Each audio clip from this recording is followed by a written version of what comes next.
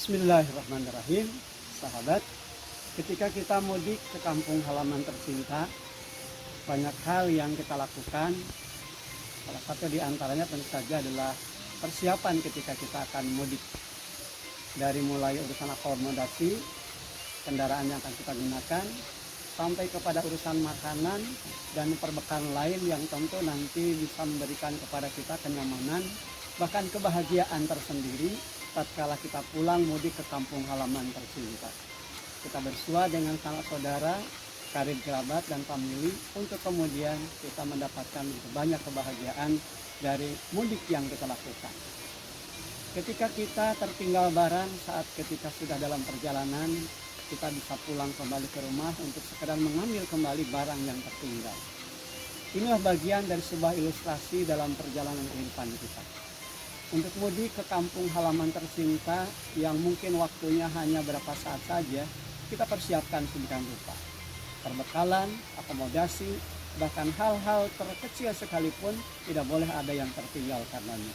Kita akan merasa menyesal, bahkan kita akan merasa kecewa tatkala perjalanan itu menjadi kandas, bahkan menjadi sesuatu yang tidak menyenangkan akibat ketika kita tidak menyiapkan apa yang seharusnya kita persiapkan.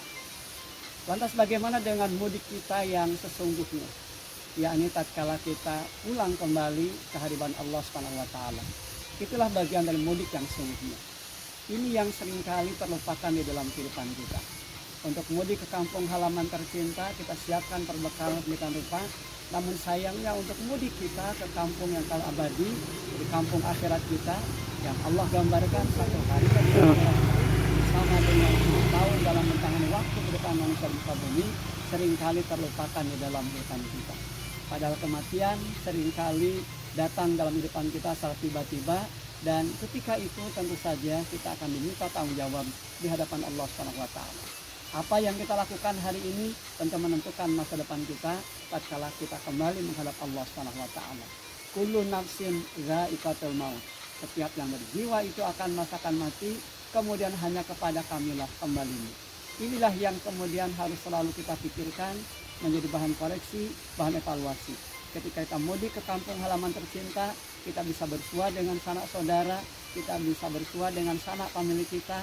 Bahkan ketika ada barang yang tertinggal, kita bisa pulang dulu ke rumah untuk mengambil barang yang tertinggal tersebut. Tapi apa yang terjadi ketika kita sudah mudik ke kampung yang kekal abadi, ketika kita sudah menghadap Allah SWT? Akankah perbekalan ketika itu bisa kita perbaiki kembali, kita bisa minta pulang ke dunia? Tentu satu hal yang tidak mungkin.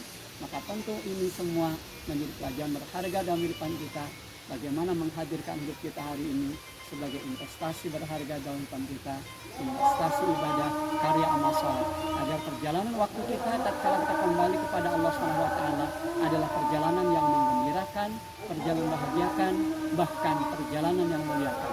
Kita disambut gembira oleh Allah SWT dengan ungkapan kemuliaan. Ya ayyatuhan nafsul mutmainnah, irji'i ila rabbiki radiyatan mardiyah, fadkhuli fi ibadi wadkhuli jannati. Wahai jiwa-jiwa yang tenang, pulang kembali ke hadirat Tuhanmu dengan ridho dan diridhokan. Masuklah ke dalam golongan hamba-Ku dan masuklah ke dalam surga-Ku. Inilah bagian dari kenikmatan dan inilah bagian dari kesuksesan mereka yang berhasil mudik ke kampung yang kekal dan abadi, pulang menghadap Allah SWT sebagai orang-orang yang mulia dan dimuliakan Allah. Walhamdulillahirabbil alamin.